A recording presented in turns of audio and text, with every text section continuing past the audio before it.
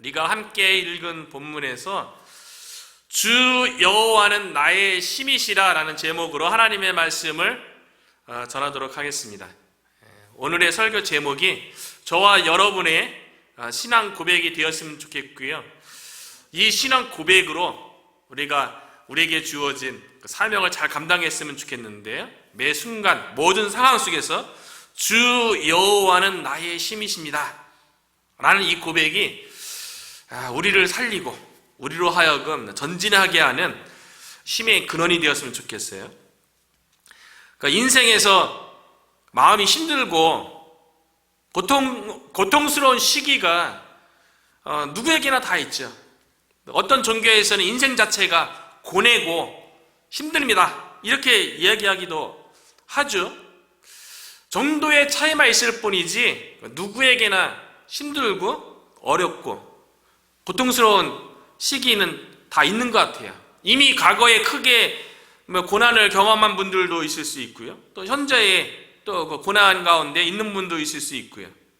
아니면 또 우리가 미래에 고난을 경험할지도 모르죠. 저는 개인적으로 미국에 와서 최근의 일들 가운데 가장 고통스럽고 힘들었던 시기는 그 영주권을 신청할 때였던 것 같아요. 여러 가지 상황상 여러 가지 서류를 준비하는 가운데 과연 그 영주권을 신청할 수 있을 것인가, 그 여권을 만들어가는 가운데 마음고생을 진짜 많이 한 것 같아요.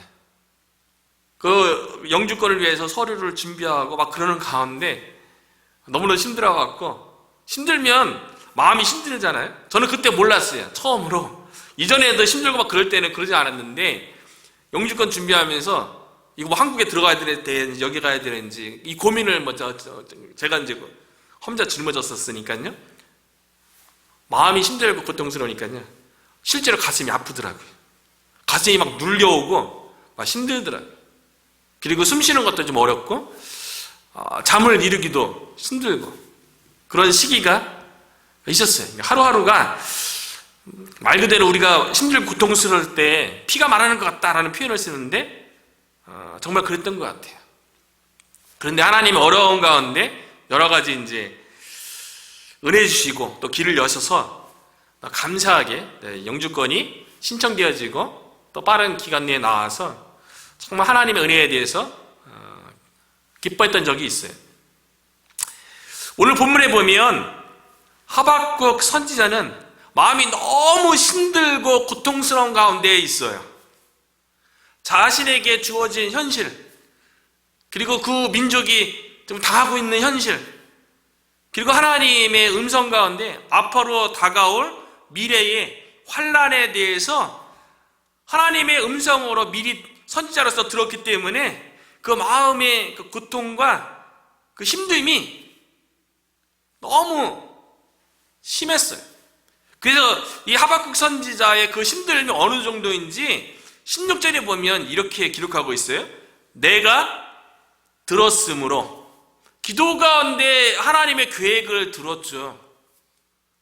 내가 들었으므로 내 창자가 흔들렸고, 유대인들에게 있어서 창자는요, 마음 가장 깊숙한 곳이 창자에 있다고 여겨요. 그러니까 마음 가장 깊숙한 곳에 그냥 마음 깊숙한 곳이 고통스럽고 힘든 거예요.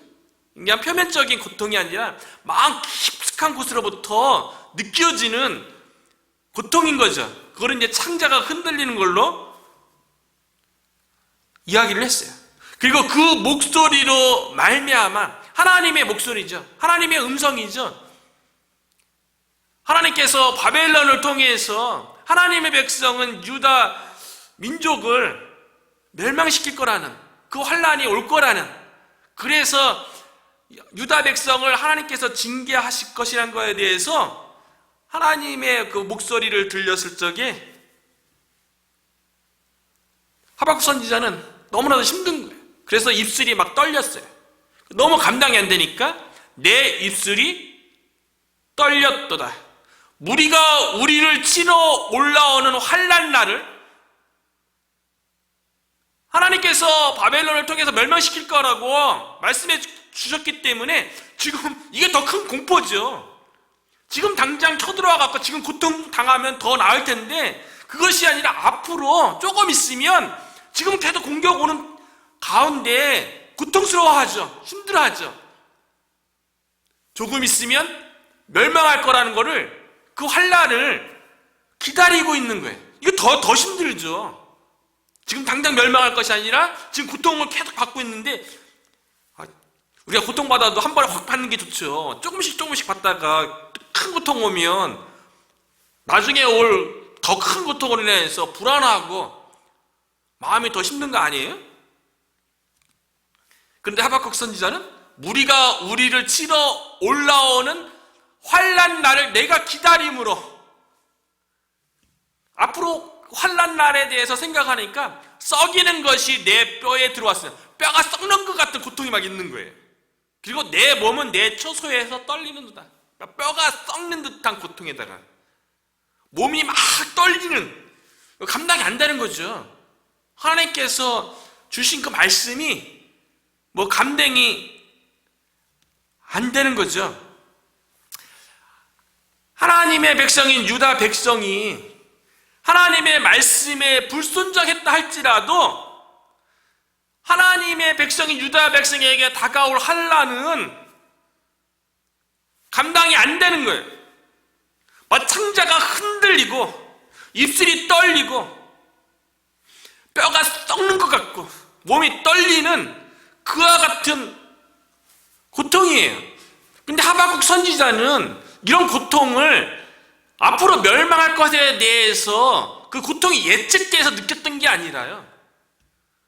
이스라엘이라는 나라는 예나 지금이나 지정학적 위치가 전쟁이 많이 일어나는 위치죠. 우리나라도 대한민국도 그 반도라서 대륙의 세력과 또 해양 세력이 부딪혀갖고 전쟁 많았다 그러는데 이스라엘은 더 많았죠. 왜냐하면 유럽이라는 대륙과 아시아라는 대륙과 아프리카라는 대륙, 그 중앙에 딱 있어갖고 사실은 하나님께서 그 중앙, 유럽과 아시아와 아프리카 중앙에서 하나님의 백성으로서 하나님의 빛을 발하는 민족으로 하나님의 살아계심을, 하나님을 증거하는 민족으로 살게 세상의 중앙 가운데 딱 이렇게 놓은 건데 하나님의 백성답게 살지 못하고 하나님의 말씀에 순종하지 않으니까 이로 인해서 하나님의 징계가 주어지는데요. 그런 지정학적 위치 때문에 이전에도 수없이 전쟁이 있었어요. 세상에서 가장 많은 전쟁이 일어난 곳이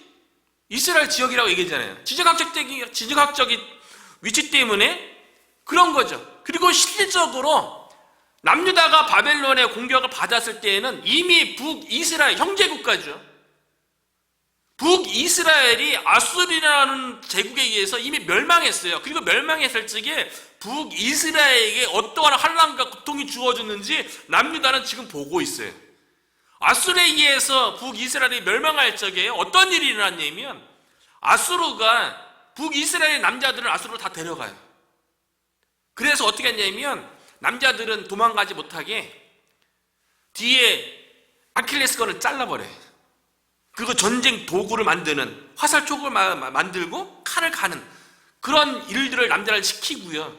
그리고 아수르의 남자들을 북이스라엘에 보내서 북이스라엘의 여자들하고 강제로 결혼시켜요.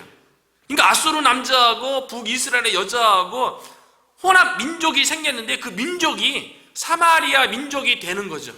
그렇게 전쟁으로 인해서 북이스라엘이 겪고 있는 그 고통과 힘든 거를 하박국 선지자와 남유다 백성들은 다 보고 있어요. 그러면은 그런 고통을 보고서 돌이켜야 되는데 여전히 하나님께로 돌이키지 아니하고 세상의 불의와 하나님의 말씀이 해이해지는 이런 일들이 만연한 거예요. 앞으로 남유다에게 어떤 환난이 있을 것인지 불을 보듯 뻔하니까 하박국 선지자는 그 마음이 너무 고통스럽고 힘든 거예요. 서두에도 얘기했지만 각 개인의 형편과 사정에 따라서 인생 가운데 감당하지 못할 여러 고통과 어려움을 만나게 되죠. 근데 하박국 선지자가 지금 당하고 있는 이 고통과 이 어려움은 세상 가운데서 쉽게 접할 수 있는 일이 아니죠. 우리가 기껏 세상 가운데 큰 고통과 어려움을 겪는다 할 적에 기본적으로 일반적으로 이런 일 때문에 어려움을 당하죠. 막 가슴을 졸이고, 고통스러운 이런 일들, 사업에 실패할 때든가, 건강에 어려움을 겪는다든가, 아니면 관계에서 실패했든가, 여러 가지 이런 일들 때문에 우리가 고통을 당하지만, 나라 전체가 멸망하고, 생명의 위협을 받는 그런 상황 가운데 고통은 받는 건 아니잖아요? 하박국 선지자의 이 고통에 대해서 저는 직접적으로 경험하진 않았지만 조금 간접적으로 경험을 했어요. 저희 아버지 이야기죠. 6.25 전쟁 때 아버지는 황해도에서 이제 조상 대대로 이제 황해도 연백군 호남면에서 시족 마을을 만들고 살고 있었어요. 그러니까 그곳에는 산도 있고 밭도 있고 논도 있고 그 집들도 다 옹기종기가 시족 마을을 만들어서 살았으니까요. 근데 6.25 전쟁 때문에 처음에는 이게 재산을, 이거 조상 대대로 형성해온 재산인데 이거를 놓고 올 수 없으니까, 그래도 전쟁이 길어지니까 너무나 힘드니까 가족 중에 몇 명을 뽑아서 남한에 가서 먼저 전쟁이 있는 동안 우리가 남한에 좀 피해 있다가 나중에 전쟁이 어떻게 되는 걸 보고 다시 우리가 고향으로 돌아오자, 이런 이제 시족 마을에서 회의를 해갖고 결론을 내렸대요. 그런데 저희 할아버지가 장손이고 아버지가 장손이기 때문에 먼저 이제 저희 할아버지하고 몇몇 분 아버지를 데리고 몇몇 남한에 내려와서 인천 쪽에서 이제 집을 알아보는 상황 가운데 거처를 나머지 가족들 내려오도록 그런 가운데 휴전선이 거진 거예요. 그런데 놀라운 거는 저희 아버지가 쌍둥이에요. 그러니까 5살, 6살 때 이제 전쟁 때 이제 장손이라고 할아버지가 이제 먼저 데리고 나왔는데, 쌍둥이 중에 한 명을 먼저 데리고 나왔는데, 아버지는 태어날 적에 이제 등에 문고반점이 있어갖고, 그 성함에 이제 점자가 들어가고요. 아버지와 똑같은 일란성 쌍둥이인데, 동생은 뒤에 태어났다고 해갖고, 성함에 후자가 들어가요. 그리고 여동생 둘이 있고, 엄마는 그 동생들도 봐야 되니까, 이북에 있었던 거예요. 어느 날, 옛날에 그 북한에 있는 가족들 만나는 상봉, 이산가족 상봉이라는 프로그램 저는 잘 몰랐어요. 근데 어느 날 아버지가 그 TV를 보면서 후느끼는 뒷모습을 처음으로 봤어요. 자기하고 똑같은 쌍둥이 동생이 이북에 있고 여동생이 둘이 있고 친엄마가 이북에 있는. 근데 그 당시에 30-40년 전에는, 요즘은 안 하지만 30-40년 전에 이산가족 찾기 할 때는 나이 드신 많은 분들로부터 이렇게 순서가 되어졌기 때문에, 그 당시 아버지는 60대였기 때문에 그런 기회가 없는 거죠. 그래서 저는 아버지는 가족에 대한 그림 이런 거 없는 줄 알았는데 말도 안 하셨고요. 근데 어느 날 TV 앞에서 눈물 흘리는 모습 보면서 전쟁으로 인한 그 피해는, 그 고통은 참으로 크고 후손들에게도 이어지는 대단한 고통이라는 것을 저는 간접적으로 볼 수가 있었어요. 지금 남유다가 바벨론에 의해서 공격 가운데 있고, 조금 있으면 남유다의 하나님 앞에서의 불순종으로 인해서 하나님께서 바벨론을 통해서 징계할 것에 대해서 이 얘기를 듣고, 그 전쟁 가운데 일어날 일은 비참한 거죠. 내 사랑하는 사람이 죽기도 하고요, 사랑하는 사람과 헤어지기도 하고요, 내 재산을 다 잃게 되기도 하고요. 그래서 하나님께서 바벨론을 통해서 남유다를 징계하겠다고 말씀하셨을 적에 그 고통 앞에서 하박국 선지자와 하나님의 백성들은 그 하나님의 그 징계 앞에서 어떻게 살아가야 됩니까? 우리 삶 가운데에도 고통이 다가올 때가 있죠. 우리가 감당하기 힘든 어려움이 다가올 때가 있죠. 그때 하박국 선지자를 보면서 우리가 어려움과 감당하지 못할 힘든 가운데 우리가 어떻게 믿음으로 반응해야 되는지 오늘 본문에서 좀 살펴봤으면 좋겠는데요. 하박국 선지자가 17절에 이렇게 얘기해요. 비록 무화과 나무가 무성하지 못하며 포도나무에 열매가 없으며 감람나무에 소틀이 없으며 밭에 먹을 것이 없으며 우리의 양이 없으며 외양간에 소가 없을지라도. 이 상황은 어떤 상황입니까? 바벨론이 전차를 이끌고 남유다 지역에 들어오면 그 군인들과 전차 위에서 남유다 전체가 짓밟히는 거예요. 이스라엘의 주된 과실수가 무화과이고 포도주고 감람나무인데, 이곳의 열매는 그 이스라엘 백성이 살아가는데 중요한 영양 공급원이자 식량이죠. 무화과 나무는 식량으로 사용할 수도 있고요, 포도나무는 우리가 잘 알고 있는 것처럼 포도즙을 만들어서 물이 좋지 않기 때문에 음료로 사용하잖아요. 그리고 감람나무의 열매는 감람류를 짜서 기름으로 우리가 사용하잖아요. 전쟁이 나면 군인들에 의해서, 전차에 의해서 밭에 먹을 것이 없으며 밭도 다 짓밟히는 거예요. 밭에서 보리와 밀이 나와야죠. 그게 주식인데 전쟁 나면 밭이 어떻게 보존되겠어요? 다 쑥대밭 되는 거죠. 그리고 우리의 양하고 외양간의 소, 바벨론에 다 가져가거나 다 흩어지는 거죠. 그런 상황이 될 것에 대해서 하박국 선지자가 이야기하는 거예요. 비록 그렇게 전쟁 나면 그렇게 되는 거죠. 남유다가 이제 집은 다 허물어지고 하나님을 예배하는 성전도 허물어질 것이고 모든 것이 다 파괴되는 거죠.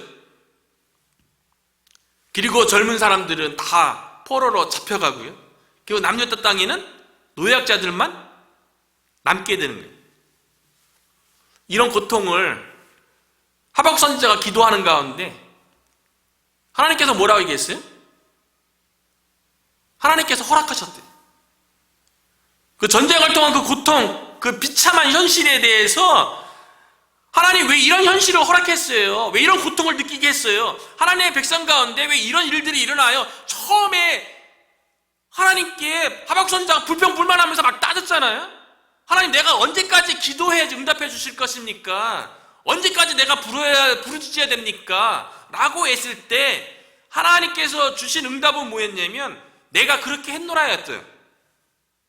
그래서 하박국서 1장 6절에 보니까 보라, 내가 사납고 성급한 백성 곧 땅이 넓은 곳으로 다니며 자기의 소유가 아닌 거처들을 점령하는 갈대아 사람, 바벨론이에요.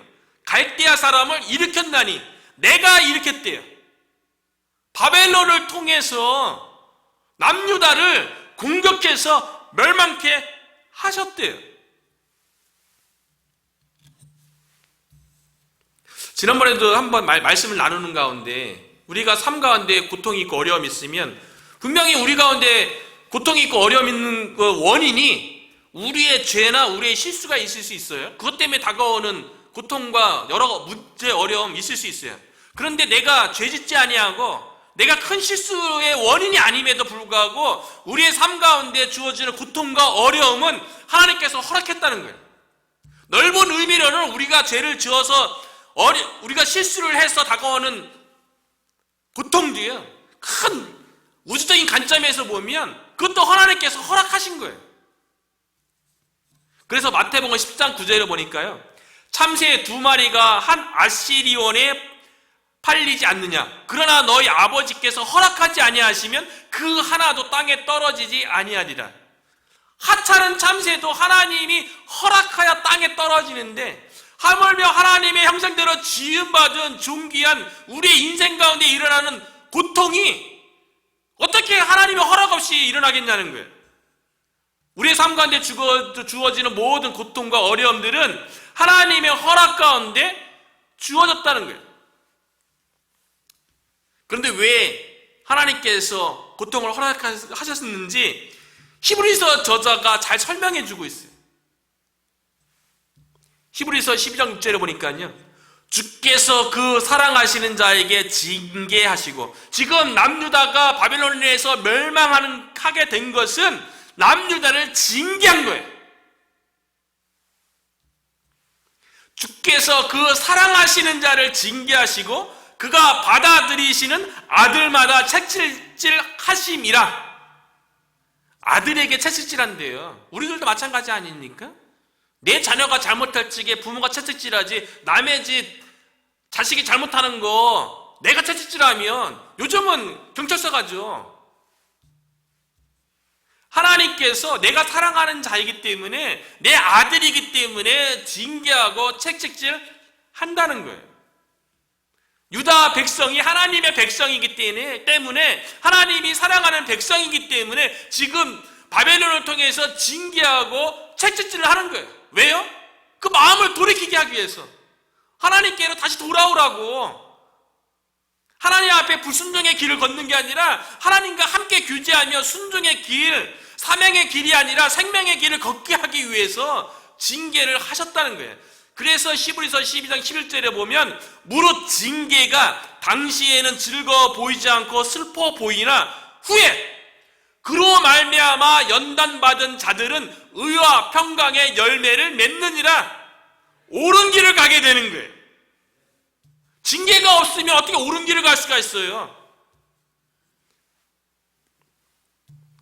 하나님께서 남유다 백성을 바벨론이라는 채찍질을 통해서 징계하셔서 옳은 길로 가게 하기 위해서 하나님께서 허락하신 거죠.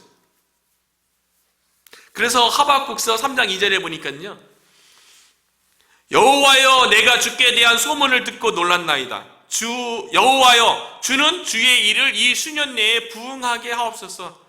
우리 민족을 다시 살아나게 해주십시오. 다시 회복되게 해주십시오. 다시 새로워지는 역사가 있게 하십시오 라고 기도하잖아요. 이 수년 내에 하나님의 구원의 일이 나타나게 하시옵소서. 진노 중에라도 긍휼을 잊지 마옵소서. 징계 중이라도 긍휼을 잊지 마시옵소서 라고 기도하고 있잖아요.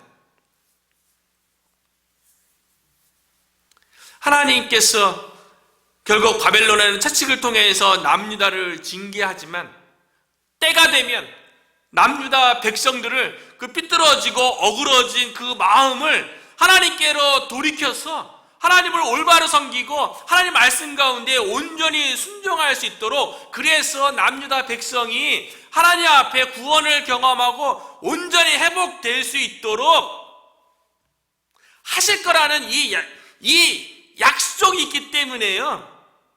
하박국 선지자가 고통 가운데 있지만, 환난을 기다린 가운데 있지만 18절에 이렇게 고백합니다. 나는 여호와로 말미암아 즐거워하며 나의 구원의 하나님으로 말미암아 기뻐하리로다. 환난 날이 다가올 거라는 약속은 받았고 지금 구원받았어요? 아니에요. 그건 나중에 이루어질 일이에요. 회복의 때, 구원의 때는 나중에 일어날 일이에요. 예레미야 선지자에 의하면 70년 만에 그 회복의 때, 구원의 때가 이루어지잖아요. 그런데 아직 구원이 일어나지 않았는데 하나님의 약속 때문에 나는 여호와로 말미암아 즐거워하고 나의 구원의 하나님으로 말미암아 기뻐하리로다. 우리의 즐거움과 기쁨이 어디 있는지 하박국 선지자가 분명하게 얘기해주고 있죠. 하박국 선지자는 자기 주변에 있는 식량과 먹을거리인 무화과나무, 감람나무, 그리고 밭에 또 우리의 외양간에 뭔가 양과 소가 있어야지 기뻐하는 것이 아니라, 환경과 여건 때문에 기뻐하는 것이 아니라 하나님으로 인해서, 하나님이 우리를 사랑하기 때문에 징계하시고 나중에 때가 되면 우리를 회복하실 거라는 그 하나님의 약속이 있기 때문에 하나님 때문에 즐거워하고 하나님 때문에 기뻐한다고 고백하고 있어요. 우리는 무엇 때문에 인생 가운데 즐거워하고 무엇 때문에 기뻐하고 있습니까? 많은 사람들이 그렇게 고백하지 않습니까? 무화과 나무가 무성하고 포도나무에 열매가 많으며 감람나무에 서툴이 많으며 밭에 먹을 것이 많으며 우리의 양이 많으며 외양간에 소가 많을 때 이것이 하나님께서 나에게 주신 축복이라고 여기며 즐거워하고 기뻐하는 것은 아닙니까? 중요한 거는요, 하박국 선지자가 하나님께서 주신 축복 때문에 즐거워하고 기뻐한다고 고백하는 것이 아니라 축복의 근원이신 하나님 자신으로 인해서 즐거워하고 기뻐한다는 거예요. 저와 여러분도 하나님 자신 때문에 즐거워했으면 좋겠어요. 하나님 자신 때문에 우리가 즐거워했으면 좋겠어요. 하나님께서 우리에게 뭐 해주고 안 해주고 그것 때문에 즐거워하는 거는 어린아이죠. 어린아이들은 부모님이 자기가 원하는 거 해주면 좋아하고 자기가 원하는 거 안 해주면 땡깡 부리고, 그러나 나이가 먹고 성인이 되어지면 부모님이 뭐 해주고 안 해주고 기뻐하는 게 아니잖아요. 저도 이제 나이를 먹으니까요. 나이만 들어가면 들어갈수록 부모님이 살아계시고 건강한 게 그게 감사하더라고요. 나에게 뭐 해줘서가 감사한 게 아니라 건강하고 신앙생활 잘하고 저를 위해서 기도하고 존재하는 것 자체만으로도, 그래서 언제나 그리우면 전화하면 통화할 수 있고 이것만으로 기뻐하는 것처럼요, 하박국 선지자는 지금은 바벨론에 의해서 공격받고 조금 있으면 멸망할 그런 상황 가운데 있지만 그와 상관없이 하나님 때문에 즐거워하고 하나님 때문에 기뻐한다고 고백하는데, 저와 여러분도 하나님 자신 때문에 즐거워하고 기뻐하는 저와 여러분이 되었으면 좋겠어요. 왜냐하면 하나님께서 이미 예수 그리스도를 통해서 우리 안에 영생을 이미 주셨잖아요. 생명보다 더 큰 게 뭐 있겠어요? 우리는 사실 하나님께서 이런 복을 주셨다 여러 가지 얘기하는 것들을 보면 다 세상적인 것들을 많이 얘기해요. 그것도 사실 하나님께서 주시죠. 그런데 근본적으로 우리에게 영적인 생명 주신 것만큼 더 가치 있고 의미 있는 건 없어요. 생명보다 더 소중하고 가치 있는 게 뭐 있겠어요? 그런데 우리 안에 이미 영적인 생명이 있어요. 우리 안에 천국이 이미 이루어졌어요. 그리고 우리가 죽으면 주님의 품으로 갈 거예요.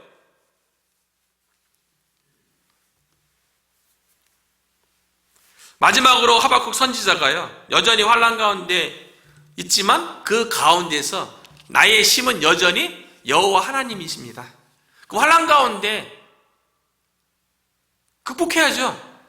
환난 가운데 이겨내야죠. 고통 가운데 승리해야죠. 그래서 하박국서 2장에는 그런 고통과 환난 가운데 의인은 믿음으로 말미암아 살리라. 의인은 고통 가운데 환난 가운데 그 믿음이 드러나는 거예요. 19절에 이렇게 고백하죠. 주 여호와는 나의 힘이시라.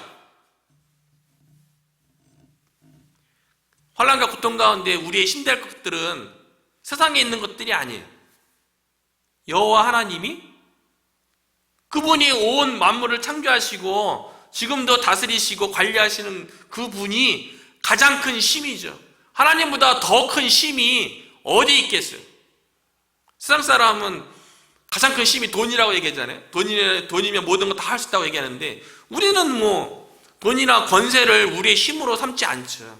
세상적인 지위를 우리의 힘으로 삼지 않죠. 우리에게 있어서 유일한 힘은 여호와 하나님, 주 여호와인 줄로 믿습니다. 모든 신앙의 사람들이 다 그렇게 고백했어요. 그래서 시편 18장에도 보면 다윗이 이렇게 고백하죠. 나의 힘이신 여호와여, 내가 주를 사랑하나이다. 왜냐하면 여호와가 힘이 되어주셔서 2절 3절에 보니까 여호와는 나의 반석이시요 나의 요새시요 나를 건지시는 이시요 나의 하나님이시요 내가 그 안에 피할 나의 바위시요 나의 방패시요 나의 구원의 뿌리시요 나의 산성이시로다. 내가 찬송받으실 여호와께 하리니 내 원수들에게서 구원을 얻으리로다. 여호와가 나의 힘이 되어져서 때로는 나의 반석이 되어주시고 나의 요새가 되어주시고 나를 어려움에서 건져주시고 때로는 나를 바위로 피하게 해주시고 모든 공격으로부터 방패가 되어주시고 어려움과 큰 문제 가운데 구원해 주시고 나를 공격하는 원수들 가운데서 나를 지키시고 구원해 주시고, 모든 믿음의 사람들은요 하나님을 힘으로 삼아서 모든 환난과 고통을 극복하고 이겨낸 줄로 믿습니다. 하박국 선지자가 주 여호와는 나의 힘이라고 고백하면서 이렇게 얘기하잖아요. 나의 발을 사슴과 같게 하사 나를 나의 높은 곳으로 다니게 하신대요. 환난 가운데, 어려운 가운데, 이것이 우리에게 필요한 거 아니에요? 여호와 하나님이 우리의 힘이 되어져 갖고 환경과 여건은 호락호락하지 않죠. 교회를 세우고 복음을 증거하는 이 상황과 여건이 세상이 만만치 않죠. 그런데 여호와를 우리의 힘으로 삼으면 우리의 발을 사슴과 같게 해서 우리로 하여금 높은 곳으로 다니게 해주시겠다고 그렇게 이야기하잖아요. 그래서 이사야 40장 1절에 보니까요, 오직 여호와를 앙망하는 자는 새 힘을 얻으리니 독수리가 날개치며 올라간 같을 것이요 다른 박질하여도 곤비하지 아니하겠고 걸어가도 피곤하지 아니하리로다. 우리가 주 여호와로 힘을 삼아서요, 환난 가운데 하박국 선지자가 사슴과 같이 높은 곳을 뛰어다녔던 것처럼 우리가 주 여호와를 우리의 힘으로 삼아서 주 여호와가 우리 워싱턴 성도교회의 힘이 되어져서 이 척박한 이 세상 가운데서 복음의 증거가 어려운 이 상황 가운데서 우리의 발을 사슴과 같게 해서 높은 곳을 뛰어다니게 하고 독수리가 날개치며 높은 곳에 올라간 같이 저와 여러분들도 우리 각자의 삶 가운데, 우리 각자의 가정 가운데, 특별히 우리 워싱턴 성도교회 가운데 높은 곳을 다니고 높은 곳을 날아가는, 그래서 하나님의 구원과 영광을 드러내는 그런 복된 존재가 되시기를 주님의 이름으로 축원합니다.